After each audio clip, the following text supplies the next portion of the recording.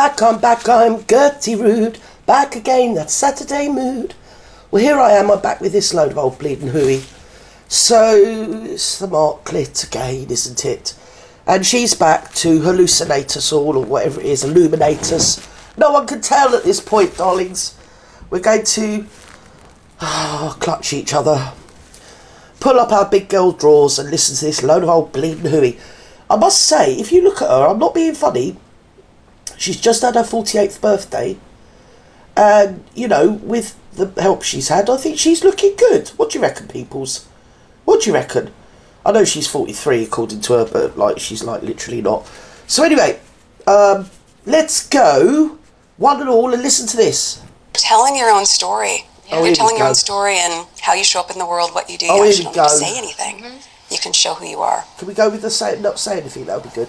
People think they know who you are. Your story has been told 1,000 ways. But I want to hear it from you. Right. So when you were 11 years old, you protested an ad that you thought was sexist. Oh, no, not the washing up. I found it.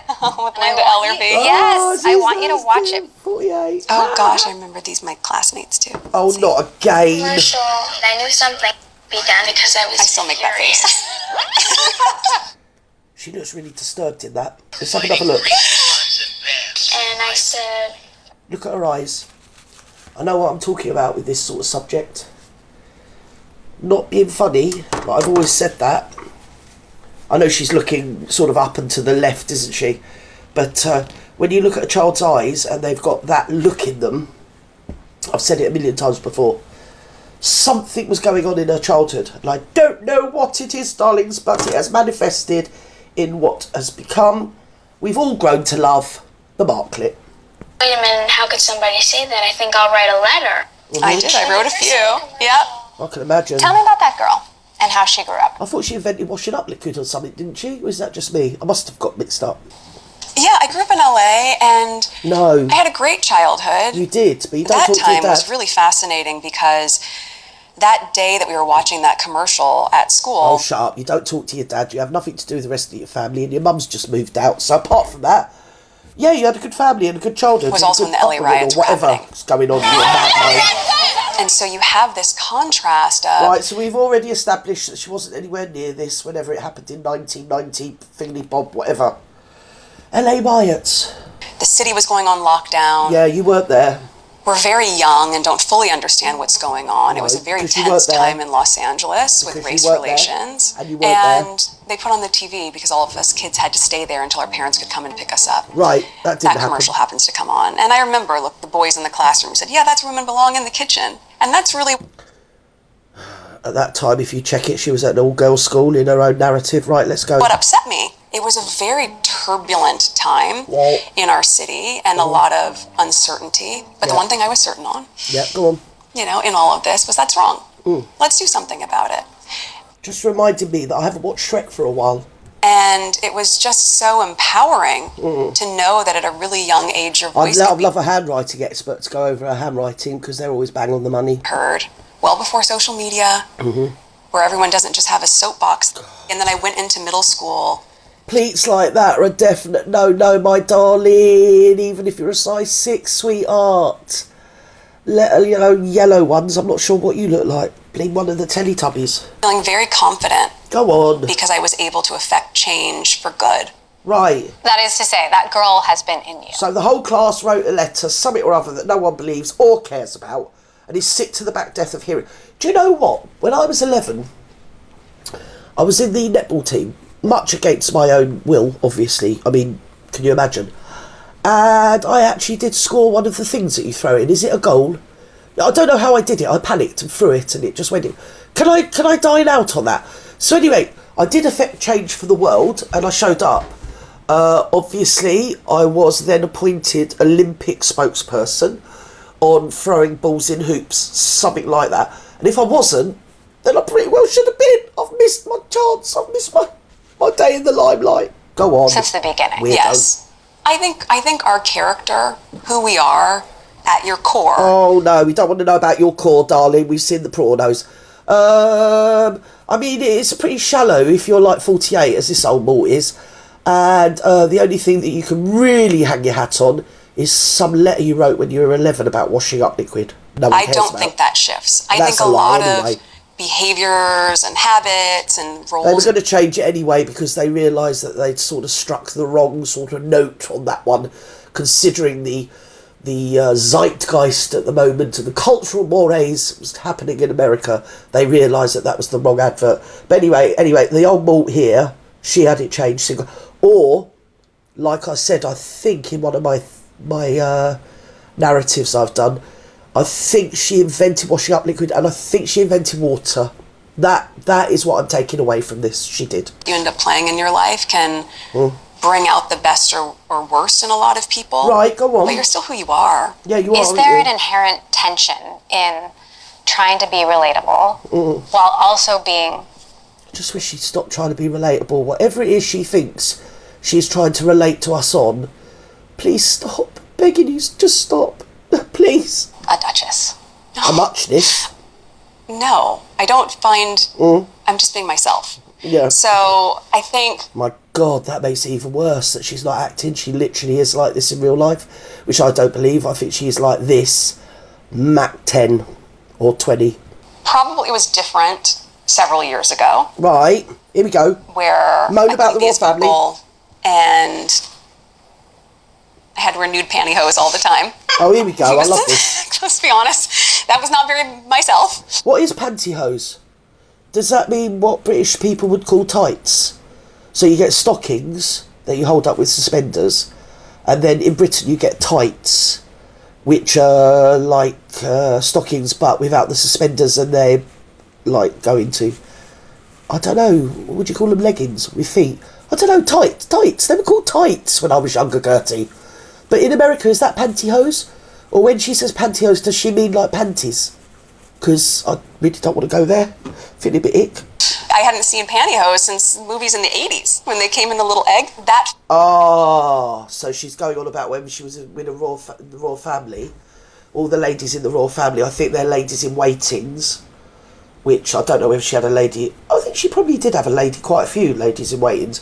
But in the real world, you just call them a PA. They would have carried some spare sets of tights, say for Princess Anne or Margaret or the Queen, or hesitate to say the Queen Mother.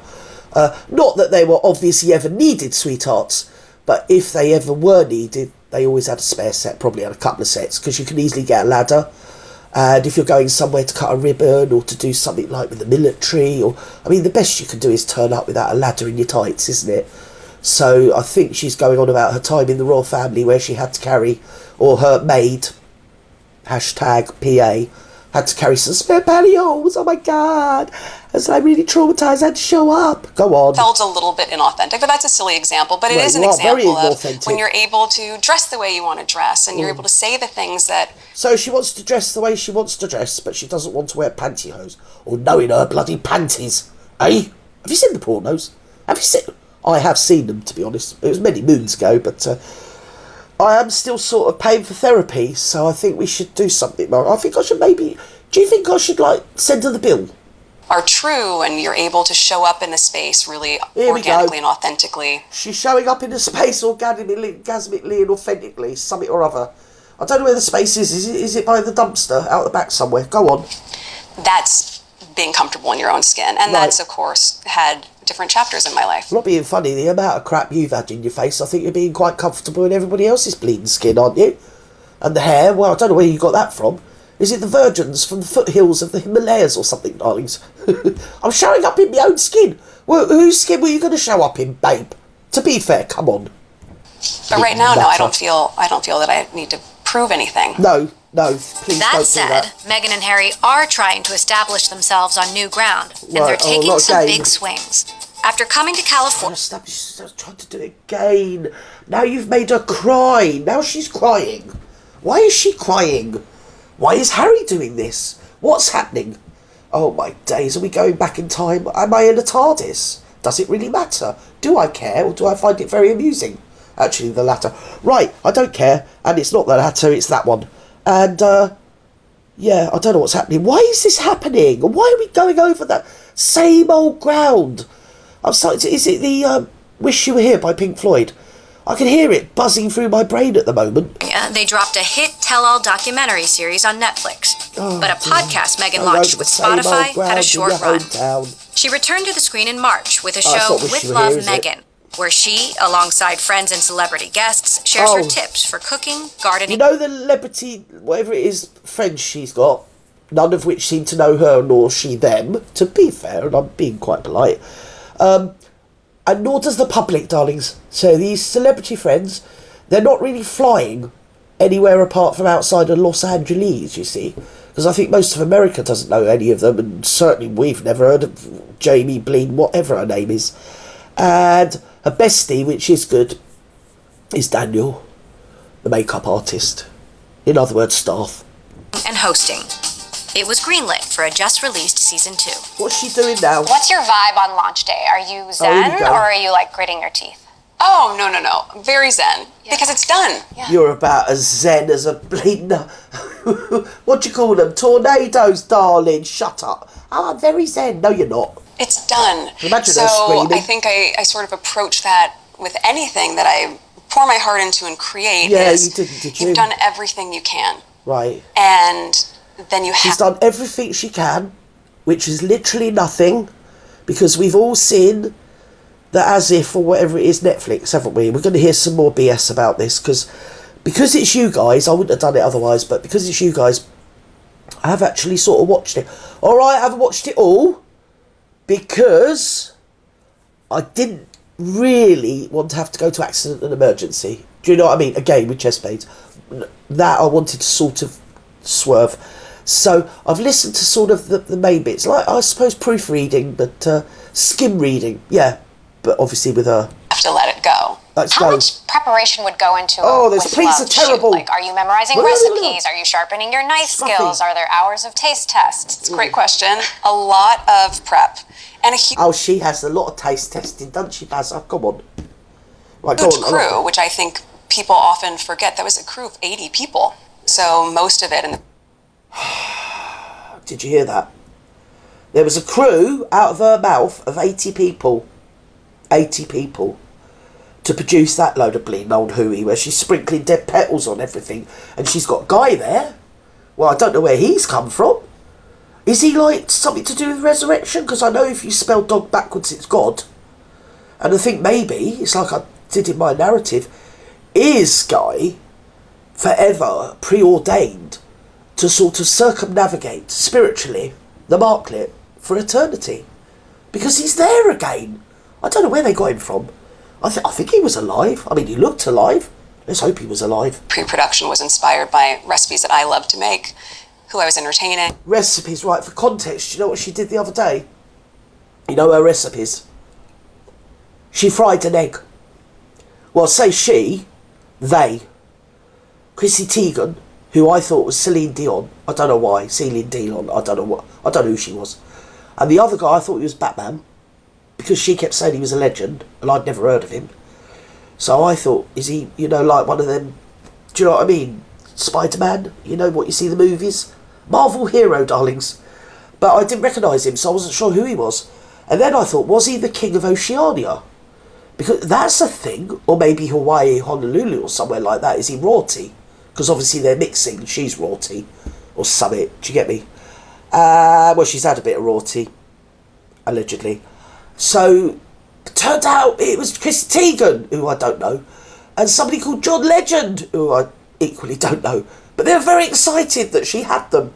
And there's another thing, and I'm not talking out of school. Listen, you'll find out in a minute. Did you know Chrissy Teigen used to open boxes with the Marklet? Yes, they did. They both used to open boxes with the Marklet.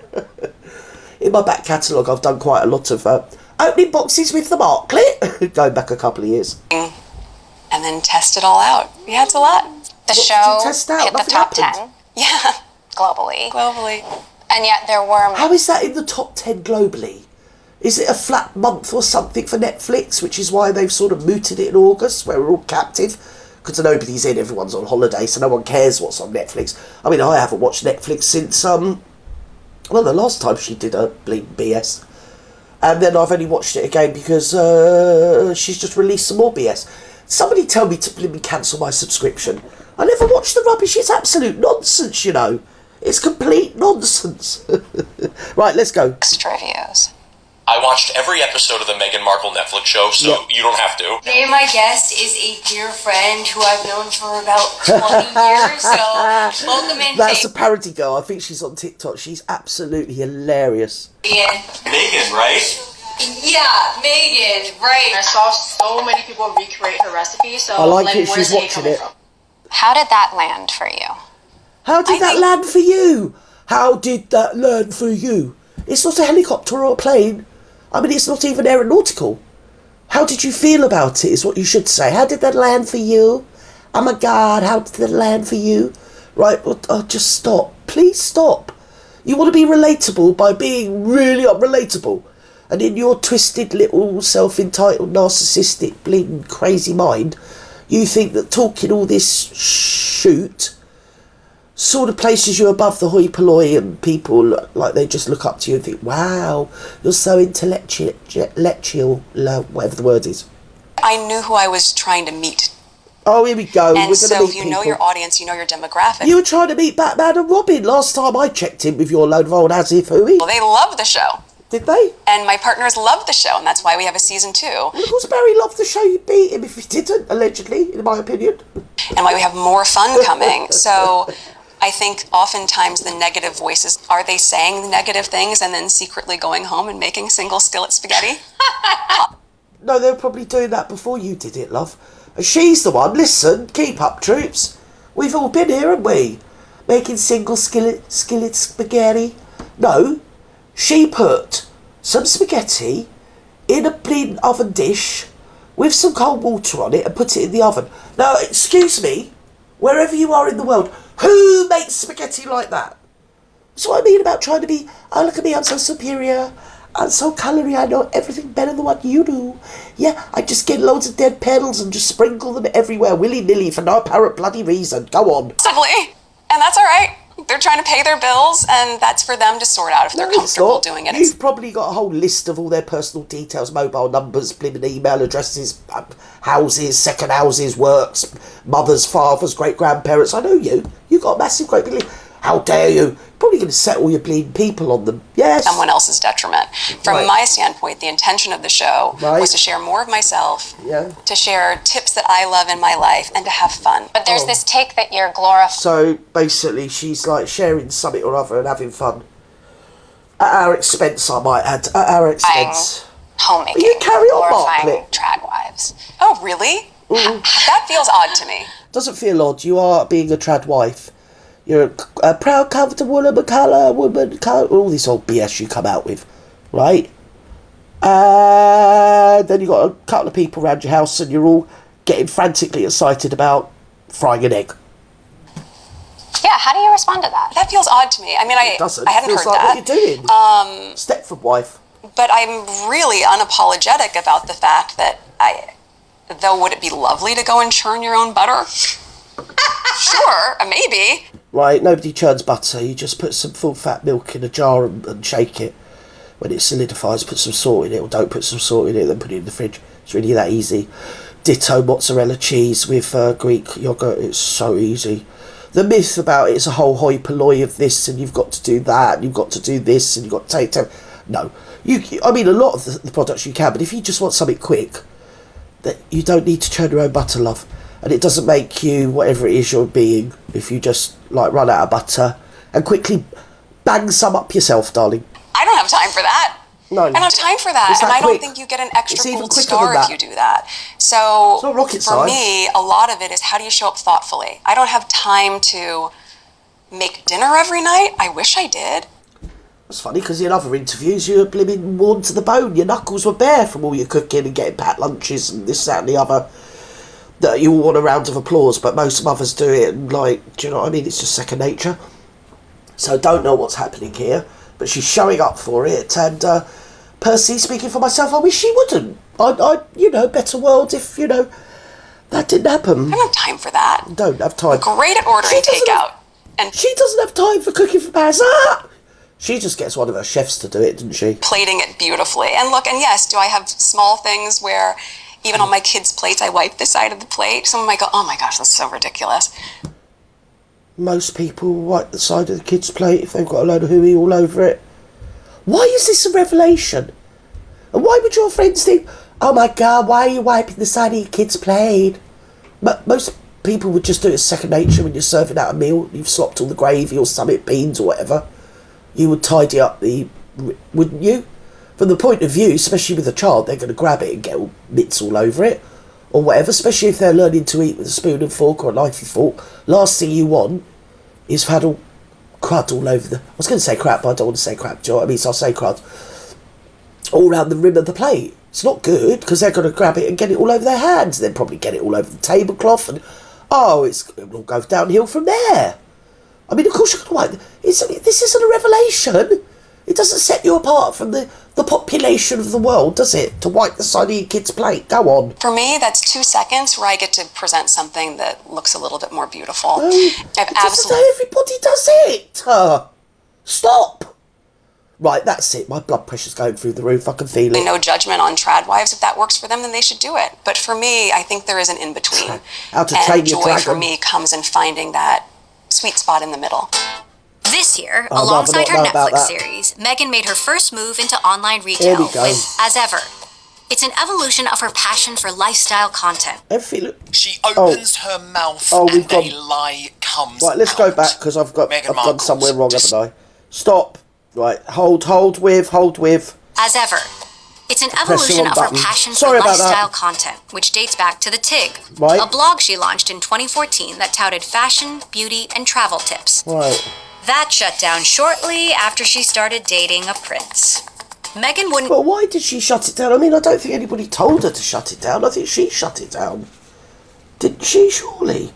I mean, the Queen was trying her best to winkle her out to work so she wasn't a burden. She ploughed through a load of money, and that was before they even got married.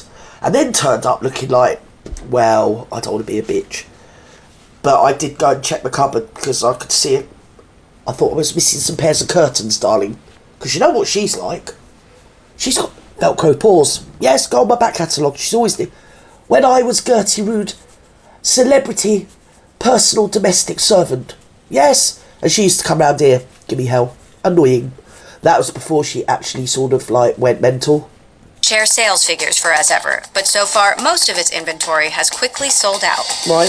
As Ever is also cooking. She's selling flour sprinkles. Right, wherever you are in the world, have you got, like, a vase of flowers somewhere in your house? Because I've got a couple all the time somewhere. Right? And the petals get dry as they sort of go off their prime. And they might fall off. And then you collect them, do you? I mean, I wouldn't. I'd just put them in the bleeding bin.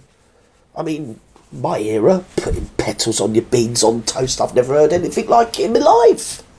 Who'd want to eat that? I mean, in my day, you'd have just thrown it in the bin. You got a load of dead leaves all over your bleeding dinner. Had another launch. Yes. The rosé sold out also in less than an hour. 44 minutes. Yeah, there you go. Another load of BS. Shocked. How do you keep up with demand? When you sell out that quick. Oh, when you sell, you're going to hear this BS story. How do you keep up with the demand? Because she sold out 24 minutes. This is rubbish. Right, she probably had 2 bottles and Barry bloody drank both of them. But we're not going to hear that, are we? Go on. You actually... It's got 1 million coming down. It's a double-edged sword because it's an incredible thing to happen for Barry any small business and any startup. And at the same time, you don't get the same metrics and learnings about which SKUs and products are the most coveted because it's all gone. What you need to do, this is a little tip for your old Auntie Gert, you know, with the metrics and learnings and all this that you're going to go on a load of old hooey.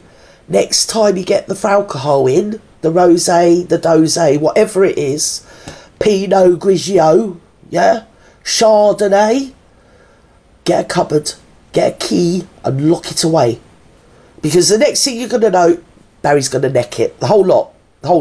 I mean, no one's going to order it. It's probably 5%. Do you get me? Immediately. So then we prepped for the second seasonal drop and 10x'd our inventory. And seasonal drop. For sure, that would at least last for a couple weeks. No, you didn't. That sold out in a couple hours. Right. And suddenly the conversation goes from at the start of this year talking about a few thousand jars and lids. Right, well, we've had the reviews of this, and the honey's like nothing really. It's sugar water. And because there's a distinct difference, darlings. Do you know that? I'm sure you ladies do. You're all very intelligent and discerning. But I don't take a bar of that. I know when I'm buying real honey. Even if they hike the price up, you've still got to double check it's actually real honey. This doesn't look to me like real honey. It looks probably like a posh version of the sugar water, which apparently they can get away with saying that a bee once flew near the jar. So it's honey. The jam, well, the reviews for the jam said it was watery and tasteless. And it's not jam anyway. Did you call it jam? Oh, she had to call it spread. Do you remember the controversy? Because it's not jam. You see? If you boil up a load of fruit, yeah, with some sugar, in some water, boil it up, it comes into like a mudgy, sludgy thing, doesn't it? Puree. Then you cool it off and you put it in a jar, let the jar cool down, and then refrigerate it, you know, darlings, overnight. That's not a jam. That is not a jam. That is just a quick spread. It's all right if you're going to eat it that day, yeah, or maybe even the next day, but after that you've got to bin it. We need to do a purchase order of $1 million. And that's a huge jump in just a few months of starting a business. Right, no one's buying it. Stop. Yes, absolutely. How long does it take to develop each product? Apart from when you look at her body language, it's all sort of like closed in and quite defensive, sort of uptight. It's not open and I'd say authentic, even though she keeps using that buzzword. To me, it seems very waiting for they're probably preordained, pre-scripted questions, so she's got to remember the answers and act the answers out because everything's an act to her. I mean, a bad act, but an act. What's that process like? Oh, goodness. Here we go, look. She's even practiced that. When she got that question, she'd go, and then look up towards the ceiling. That is what these people are like. I've been around people like her all my life. Right, not as rich as her. But you know what I mean. They're the same. And that would have been practiced. So that question she knew was being fielded. In my opinion, and allegedly. I'm exasperated in some ways by that. There's no way she'd do an interview where she was just going to be asked anything. Boom, boom, boom, boom, boom. It would have all been preordained, pre-scripted, prearranged. Her people are probably just her, would have fielded all the questions. Because it started off at the beginning with the hero inventing washing up liquid. So as soon as an interview starts like that, you know where it's going. It's not going anywhere but down. A bit like the Marklet. It is such a tedious proposition to scale your own home recipe to something at mass. What are you doing and now? Maintain the same annoying malt. Not just quality, but the same flavor that you're able to do at home. So you saying that you're making this on a production line of jam boiled up with sugar and then cooled down and put in jars, and you're selling it for an exorbitant amount of money, and the reviews, even people that are just don't care about you either way, they're food critics, have reviewed it and said, because I've taken a synopsis of all of them, if you know what I mean, across various mediums, darlings, and social media outlets, and the average comment you get far worse, and you get sort of pretty tame and neutral, but the average comment you get is it's too watery and it's tasteless. There you go. So don't buy it, it's rubbish. And I think any home cook would say that. If you say, great, can you make... I think it's about 30 quid a jar, isn't it, or something? By the time you bring it of course I can make my cobbler. Great, can you make 1 million cobblers? Can she make a cobbler? She doesn't even know what a bloody cobbler is. Stupid malt. Go on. Can you teach someone how to make 1 million cobblers that taste just like the one that you have at home? No one's going to be selling cobblers. Cobblers to that, actually, yes. That's a very prescient, authentic, showing up with word there, darling, if you get me. Cobblers is what you're talking, because nobody's going to be making a cobbler and sending it across the globe by bleeding parcel force, or whatever it's called. You know, people who really understand canning can say the bricks method, when you're going at scale. I mean, now I'm going to get all nerdy. Yeah. She's going to get nerdy, because I'll tell you what, wait for this. She's probably watched, she's either Googled it, or she's watched some sort of YouTube, or some sort of website, nuance thing into tinning or canning now, because this thing is to canning what I am is to bally, if you get me. Listen. Bullshit. I can tell the detail. But there's a lot of detail in it. There's lots of tiny nuances that I don't think people would think about, and then make sure that it can come out the way that feels reflective of what I make at home. What about pricing? Like, how did you determine your pricing? I talked over that. I shouldn't have talked over that, actually. Do it again. Strategy, like, what are the margins? Yes, the pricing, I think, is key. From my Go back a bit. Your own home recipe Let's just go back to something at mass and maintain the same, load of bullshit. not just quality, but the same flavor that you're able to do at home. And I think I think it's pretty easy to be consecutive with the tasteless theme. Do you get me? Just keep it up. cook would say that. If you say, Tasteless. great, can you make A bit like you love. your cobbler that I love? Oh, here we go, So, great, cobblers. of course I can make my cobbler. Listen Great, to can you this. make 1,000,000 cobblers? Can you teach someone how to make 1,000,000 cobblers that No. taste just like the one that you have at home? Talking cobblers. I also have to be conscious of, people who really understand canning can say the Brooks method when you're going at scale. I mean, now I'm going to get all nerdy. Yeah. So the Brooks method of going at scale is she was going to launch into something that she's watched a video of or watched something on an app about canning. And as she was getting into the flow, her mind went blank. So then she covered it up with I'm just going to get all nerdy now. Again, putting herself up superior because she knows about this. That's how involved she is with this. She knows all about canning. Can you explain what she sends around the world in cans, anybody, please? Yeah, no. Jammy with you. I can tell the details. But there's a Bullshit. lot of detail in It's it. all There's bullshit. lots of tiny nuances that I don't think people would think about, and then make sure that it can come out in the way that nuances feels that people wouldn't reflective think of what I about. make at home. We What know all about pricing? Like, how did you determine your pricing strategy? Like, what are the margins? Well, how did she determine it? She just thought, right, well, I'm going to blimmin' fleece the mugs. And I'm the muchness of Dutchness, or whatever my name is, and I'm going to sell some dried petals for about £28 plus shipping. Yes, the pricing I think is key.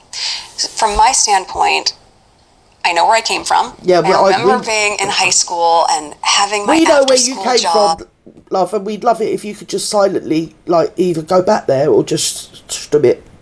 And all I wanted to do Oh, was yeah. save up to buy a shirt that said BB. Yes. Right? That just said BB. She had a job at high school. I thought she used to go to the studios, didn't she, or something, after school every day? Apparently this whole thing had a job. Was it in a salad bar? Probably, you get me. And if you could get the one with the rhinestone BB, you really made it. And I always think of Hope it wasn't a chicken shop. Hey, or indeed the chicken shack, darlings. I mean, that would be de rigueur. Because I don't know how old you need to be. No, obviously scrub that, because you'd have to be 21, wouldn't you? Mind you, she probably was. She was probably 21, pretending she was like 18 or something, knowing her. about that version of me. Right, that who version. There might be a brand or a person Here that we you go. look up to and you want to have a piece of what they're sharing in the world. No, we don't. And that- Nobody does, unless you're really facile and blimmin' vacuous. And you've got nothing better to do with your world, apart from doing whatever it is you're doing now. And I'm doing a circular motion, pointing at the screen, and I think I'm losing my mind, Voodoo people. This is what I do for you. I'll do it all for you. Right, go. Be something that is out of price range. That can't be something that is so Thank aspirational. God you're out of my price You're never range. going to be able to afford it. Good, So there is thank God. something I think Good. really important in that the first hero product Right. was this $9 jar of jam, which my 15-year-old self. What did she say? $9 jar of jam. Isn't that about £4 or £5 British money? And that's back when she was like 48 now, so that was back in what, 70 something, Would have been able to buy, Well, load and of then after shite. you finish the jam, right? you could use that to put your flowers in it, little jar, or your pens on your desk. Or you could just throw it in the bin like a normal person, darling. To be fair, if you're talking about 1970 something, that would have just gone straight in the trash can. And I like the idea of having something that just felt signature organic? in that way, and keepsake packaging and affordable. Oh. Celebrity brands are all the rage right now. She loves her packaging, that old girl, doesn't she? If she's not having some packaging, she's going to start. Please don't. Listen, everybody, we don't need this, because she's just flashed up Gwyneth Paltrow. And all I'm putting in mind is vagina-smelling candles. Please, the world doesn't need the Marklet vagina-smelling candles. We should get a petition up. Should we crowdfund something to just put her in a straitjacket so we never have to suffer? The Marklet of muchness. Vagina-smelling candles. Oh my God, what's happening to me? Now, what's Right, going to let's make go. yours stand out? I think the Who are these authenticity people? is probably what will help it stand Well, apart. they're all authentic. Also the price point. I Right, think exactly. certainly when we're looking at economically what's happening Yeah. right now, Yeah. you really want things to be in a range that people can still have a piece of. Economically, what's happening? So £28 for a little jar of dried petals plus shipping. Yeah, we can all afford that, love. I'd just go out on my back lawn and get some bleeding petals. And even then I wouldn't sprinkle them over. If I sprinkled them over anybody's food ever in my whole life, and I've fed, like, believe me, thousands and thousands and thousands of people in my life, yeah, they would just throw it in the bin. It'd be like a fly or a hair being in the meal. Nobody wants dried petals on their bleeding culinary, whatever it is you're doing, cuisine. Whatever ends up happening with our economy. Stop. More than anything, I've just poured so much love into this brand. And I would say the same for so many of these celebrities who probably have dreamed of something for a long time. Do you know how the celebrities, they're all pouring love and being loving and authentic and turning up and helping out and being charitable and blah, blah, blah, blah. Right, they're marvellous, these celebrities, aren't they, when you think of it? Go on. At the same time, when they see it come to fruition, for a lot of them, are they writing copy and doing all these things? Maybe they are. So that's a new phrase she's just learned. Writing copy, are they writing copy? No one cares, get on. I think it's incredible. Everyone is putting out something unique in the world, even if it feels like there's a million tequilas. I'm sure they all have a different point of view in some regard, and I really do believe that a high tide raises all boats. I believe that. There we go, there we go, there we go. There's the other one. Every interview's the same. She just uses the same old shoot, doesn't she? Turns out every tide raises all ships or boats or something or other. Go on. There's room for all of us. It's a very crowded room. Celebrities like Rihanna, Selena Gomez, and Ryan Reynolds build billion-dollar businesses by capitalizing on their fame to influence consumer behavior. Right. It's creating something of an entrepreneurial arms race in Hollywood. Where's the market? The most popular verticals are beauty, fashion, and alcohol. Right. Megan's Rosé, while getting good reviews, is joining a pretty packed celebrity shelf. To build a brand that... Megan's Rosé! Who buy Kylie Bleeding Minogue's Rosé? You get all something or other from Kylie. You get even Gary Barlow. I mean, who would want a bottle of bleeding wine off him, to be fair? There's a lot of people like that. This has got Johnny Depp written on it. I'm not interested. Go. Doors beyond the viral launch, some celebs have partnered with operators or raised capital from outside investors. Yes. Megan is taking a different approach. The Netflix of it all. You have a really unique relationship with them. How does it work? Like, take us behind the curtain. Sure. She's got a really unique with Netflix. They're just trying to get their 100 million back, darling. Go on. Word. Creatively, they very graciously said, no, this is your baby and this is your brand. There you go. So all creative decisions and final decisions like that end up with me. The CPG division might be... Which is why it's such a shoot show, darling. It's boring. It's more interesting to watch paint dry than you lot yapping away in the kitchen about something or other and frying an egg and scattering bleeding dead petals on it. I do have to get off the petal thing, please.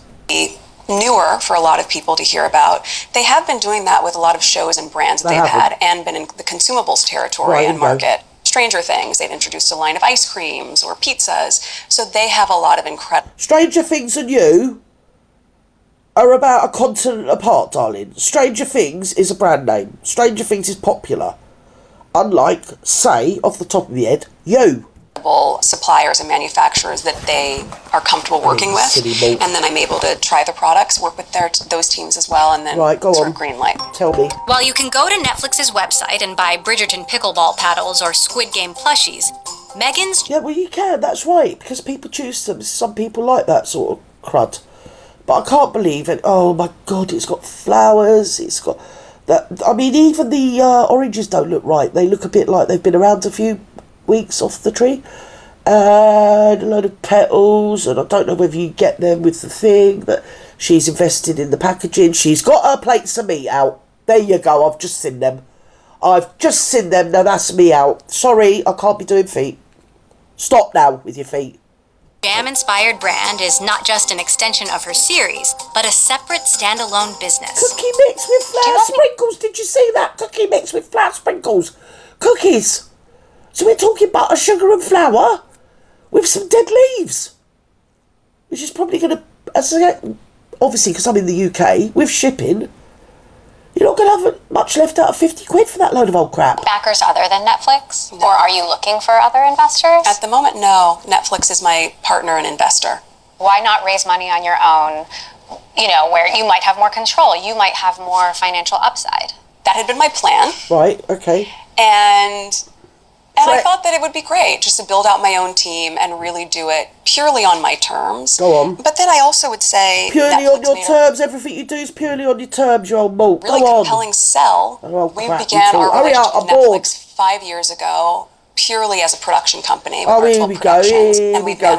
So where she, like, you know, he rides a horse and spurs it till it's got blood coming out of his stomach. Have some wonderful shows and docu-series that we're really proud of. Yes. And then with the evolution of our partnership now is shame, love. Oh, them doubling down and they're supportive as ever.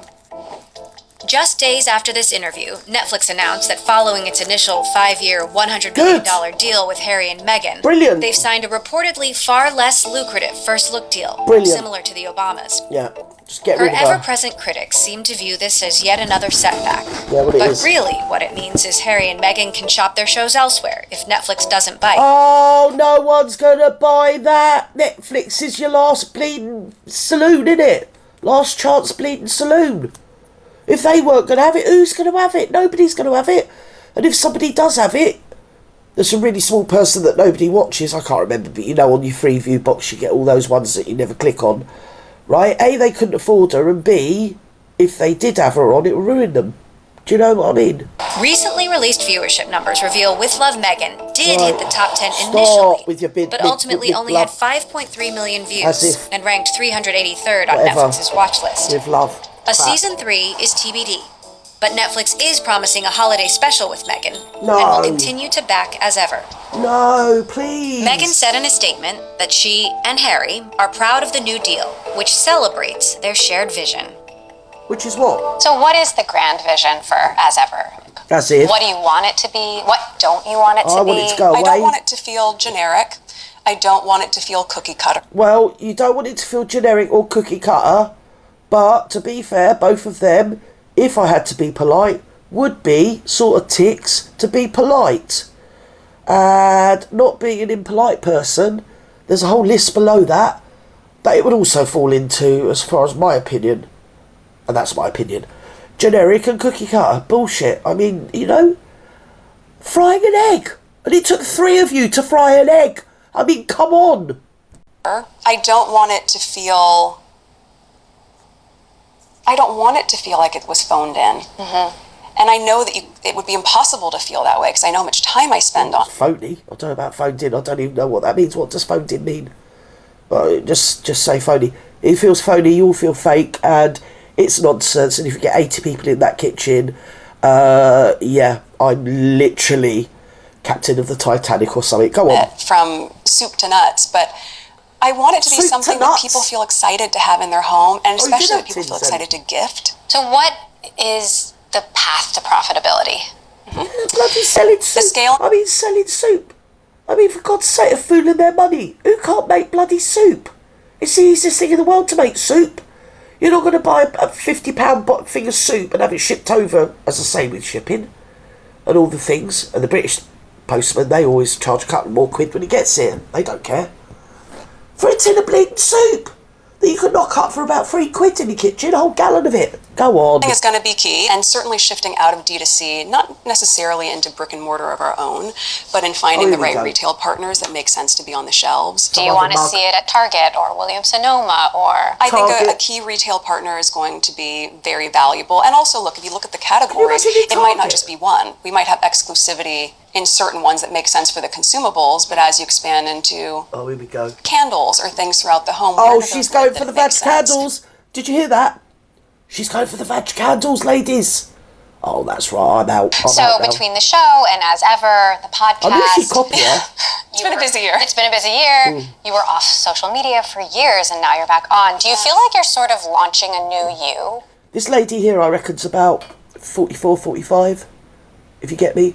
You look at the marklet, that's all I'm saying. Or rebranding yourself? No, I think... How funny. No. When she smiles. I think I finally get to share the me that's been here for so long that people maybe haven't had the same visibility to. Coming back on Instagram was a really big decision, but also... Is she on Instagram? I didn't know she was on Instagram. It's just been joyful. And I'm really intentional in using it as a platform to share joy and to have fun as well. And so I get to play and explore. I play in public. Yeah. Like I said at that last shot there when she smiled. It's not a 43-year-old smile, darlings. Anyway, what are we doing here? We've been here before. And I think the lady in blue is probably the one with the spare pantyhose. There you go. Meghan has now spent 9 years on a very public, often unrelenting world stage. Well, it's not. In 2018, she was the most Googled person in the world, for better or for worse. Well, she was that year because she married into the royal family.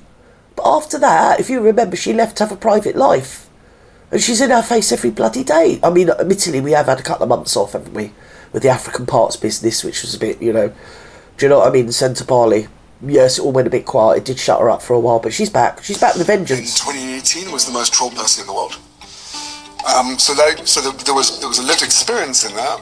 But at no point did we suddenly think, okay, well, let's go on.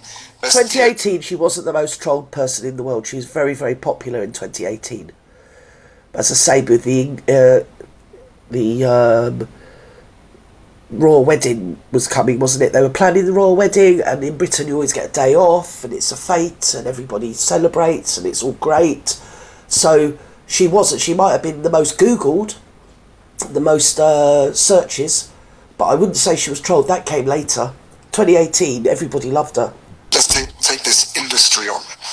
Do you feel like it's hard to sort of show your whole self? No. I waffle with some of my choices before I make them. I'm generally very decisive, but we've seen our whole self, haven't we, ladies? Well, I have, because I've seen the broad. Social media is a great barometer for this for me, because putting out a video of myself 9 months pregnant was a really big choice, but I also wanted people to see themselves in my story and our story, and to be able to show that with all the noise that might happen in the world on a day-to-day basis, real life is still happening behind the scenes. Really real life. No, that wasn't. But you put that out there and some people, like, they tear it. That, I'm sorry, was the most peculiar thing I've ever seen in my life. And then they showed the after picture where she's got whatever baby it was on her chest. And she was perfectly manicured, coiffured, she had her jewellery on, nails painted, you know, she looked wonderful. Whereas that didn't, as a woman, to me, ring true. There you go, in my opinion. I'm sure they did, I don't know. But I also protect myself from seeing that. It's been interesting preparing for this interview, because every day you search for your name and there's like 1,000 different news stories about 1,000 different things. Yes. Well, and so, but I guess the distinction there is those people don't know me and they're not talking about me. Yeah, and that's a really hard place to come to terms with. Yeah. But that's the truth. So if you can really compartmentalize it and go, oh, right, there is a very, very... Well, we do know you. We know that you're a rotten little bleeding mover, in my opinion. You're rotten about everybody around you, and you're a pain in the butt. There you go. Powerful machine, and it's all about generating income. Those stories aren't just appearing because it's fun. Clickbait. Hang on. You married a royal, you put yourself on the world stage, and then you criticise other people for making an income out of reporting on you or following you or whatever it is they do. Yeah? But it's okay for you to put yourself on the world stage to make a lot of lucre. You know, the world doesn't work like that. We're not quite in a fascistic state yet. We're getting there, but not quite. Huge financial implication. And so if I'm part of an SEO and that gets them more clickbait, then yes, they're incentivized to churn out as many stories, false or damaging or whatnot, to feed the beast, because that's... Well, a bit like you with the Rose Hanbury story, isn't it, darling? Because I said all along you've done it. That was my opinion. I stand by that opinion. If you go back on my back catalogue, when that all broke, whenever it was last year, I think it was when Kate had... Kate was not in circulation. If you remember, there was a lot of briefing against Kate, wasn't there? She had to come out and make a... Did she make some sort of speech in the back garden on a bench, saying that she was having treatment for cancer? La la la. But the run up to that, there was some hateful stuff. Even from dear old Kinsey. You know, there was some real... people that already didn't like Kate, and then there was a whole load of other people that jumped on the bandwagon. And then the Rose Hanbury story, which I think was floating around the year before, but then surfaced again in the run-up to that. And of course, when she made the statement, everybody had to back off. But I always said she'd done that with Rose Hanbury. She's had pillow talk with Harry. I'll tell you exactly how it's gone down. I knew it at the time. It's pillow talk with Harry because she's married to Harry, and Harry is William's brother. And probably at some point in their distant past, William has made some remark to Harry in privacy, something to do with Rose Hanbury, yeah, and then later on he's grown up and married Kate and the rest is history. And he has repeated whatever that remark was to the Marklet, as I say, under the heading of pillow talk. And she's run with it. It caused a lot of hoo-ha and a lot of, shit stirring, basically. Them. And I think a lot of people forget the economic element of it. And I think from my standpoint, that's why I don't look at it. It would be very hard to see anything about yourself that isn't true. But equally... all of it's true, darling. It's got a basis of truth in it, hasn't it? It's not me that they're talking about. In fact, if anything, with somebody like her, what is... And I think you'll agree with me if you even just take your own life or people around you... what people know in public is nothing up against the actual what does go on, if you get me. Especially at this level, because they can, they can handle situations, they can squash stories, and firefight, isn't it, really? I expect they've got a whole team of firefighters with this whole thing. About it's some caricature they've had to create to get clicks. No. And I'm very clear on the difference. But it's okay for you to do it, sweetheart, when you sell up the royal family, innit? When you sat there saying all those things about the royal family. And the thing is, they may or may not be anything that you've said, but the point is, it's not for you to say, and they haven't got a right to reply. They can't defend themselves. Okay, that's just the way the royal family roll. I know the Americans are like, all the American commentators think that they've got the royal family whipped, but I'm telling you, the royal family could never defend themselves against what she was saying. All they could do is stiff up a lip and carry on. Yeah, and they may or may not be whatever they may or may not be, and I don't always agree with them. But in this situation, she made a lot of lucre, or kudos, or, I don't know, was it credibility even? Headlines? And it did sort of bounce her around, didn't it? And get her the Netflix deal and all these other interviews and this, that and the other. And didn't she make a load of podcasts or something? Because if you remember, the pity party was that the royal family were racist to her when she was pregnant and all this nonsense. And as I say, the royal family couldn't say anything. So it's okay when she does it. Typical narcissist. They can do it, but nobody else can do it. The two. Do you feel like you have to be perfect? Oh, right. Well, I'm going to wrap it up because I've had enough already. So it's a total lack of self-awareness, hypocrisy, self-entitlement, self-obsession, hypocrisy. I've said hypocrisy, but it probably is a double dose of hypocrisy with this whole thing, and all narcissists the world over. So there we go. I'm going to click out because we're 23 minutes, so that's 23 minutes too long. Anyway, I love you and leave you wherever you are. I don't think I'll do the second half because it's pretty much mirrors the first, and it's just that again, if you know what I mean. It's painful, really painful. But have we worked out what pantyhose is? If there's any American people, am I right? Is it what British people call tights, or are they actually panties? Because if that thing's going around with spare knickers because she's got no drawers on, I think the British public need to know. We don't actually. No, scrub that, we don't.